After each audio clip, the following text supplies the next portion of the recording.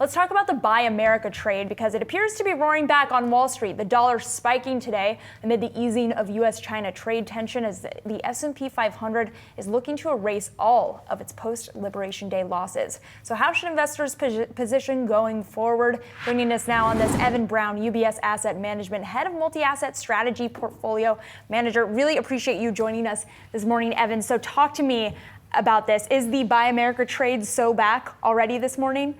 Yeah, I think so. I mean, it's been coming back over the last few weeks as I think people have increasingly realized that these tariffs were unsustainable, and now we're actually getting the policy action reflecting it. But I think this, narratives swing very quickly in this market, and we came into the year with peak U.S. exceptionalism, then we almost went to America's uninvestable, and I think we're coming out of that swing. I think the broad truth is that foreign investors and U.S. investors are probably over allocated to U.S. assets. I mean, it's been a big winner over 15 years essentially, and so over time, some more diversification makes sense.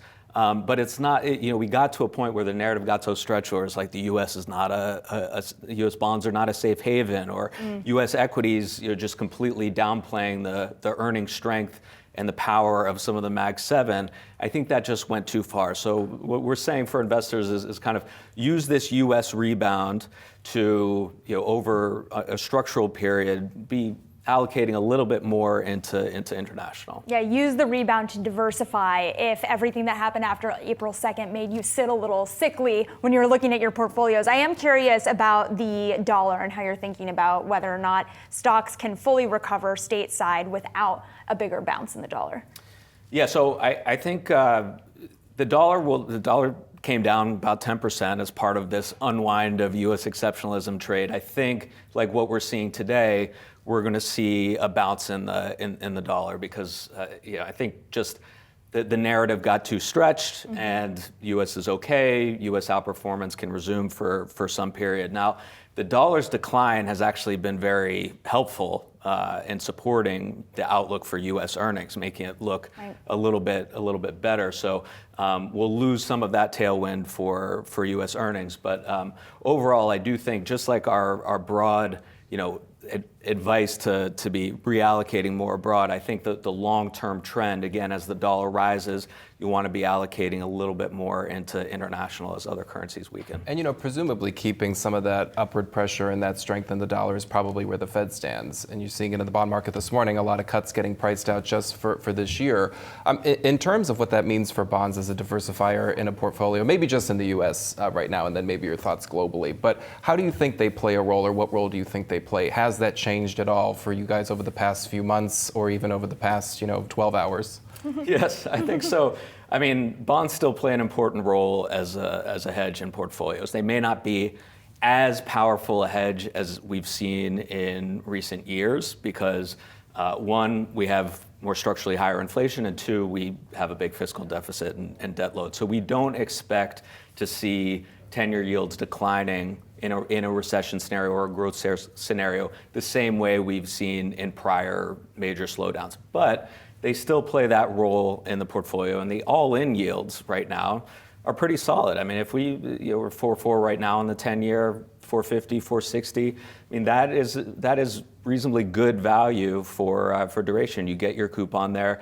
You're going to get some protection if the economy slows down. So they still diversify, just not quite as much as we've seen in the past. I wonder if you can chime in on this, Kevin, because obviously you work with a lot of longer-term investors at Schwab. Is today a day to tell them, hey, re-diversify, reallocate your portfolios so that if the volatility continues, as Evan has pointed out, you're not as upset by it? Yeah, I mean, it's been a key message from our fixed income team for the past, better part of the past almost 2 years, as you've seen this big run up in yields, especially if you're looking outside of the treasury space. I mean, if you go into the corporate, investment grade part of the market, I mean, yields look quite attractive, especially if you're thinking about, if you're a more risk-averse investor and you're a little bit nervous about some of these swings that we've seen in the equity market. Obviously, over the past several weeks, it's worked to your benefit, but before that, it was pretty scary. So if you're not as comfortable with those swings to the downside, but also to the upside, then the bond market provides just more of a, acts more as a ballast. But I wonder, one of the things that's kind of interesting to think about in terms of longer-term return expectations for U.S. equities, in particular large caps, those that look relatively overvalued if you're looking at their long-term history and where rates are now. How has your thinking about that maybe changed, if at all, given where the bond market has gone and where rates now sit? Yeah, it's funny because everyone produces their capital market expectations every year, and for years there's been lower expectations for the U.S. than the rest of the world, and for years the U.S. has beaten those expectations. I think we're coming into a world where we might actually start seeing those capital market expectations play out with international outperforming. And the reason is, yes, there's valuations, but there's also a catalyst here, which is that we do have an administration that is engaging in policies that are overall less constructive. Like, yes, we're all breathing a sigh of relief today. We're happy to see the tariff climb down, but we still have a higher level of tariffs than we saw at the beginning of the year, and that is a tax on consumers. We also are going to have structurally higher inflation, right? If it weren't for these tariffs, we would be on our way to 2% inflation.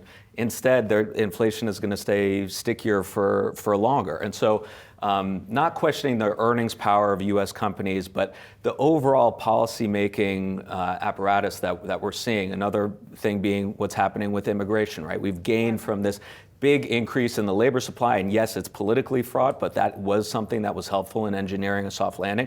As we slow down immigration or engage in deportations, that means that we have a slower labor force, and that lowers potential growth. So when you look at labor force participation and productivity, they look a little less good looking out the next few years for the U.S. Those have been tailwinds over the recent years.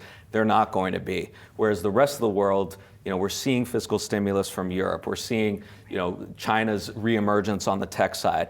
So I think now we finally have some catalysts, not just the valuation differential, but some catalysts to lead to some mean reversion in those valuations.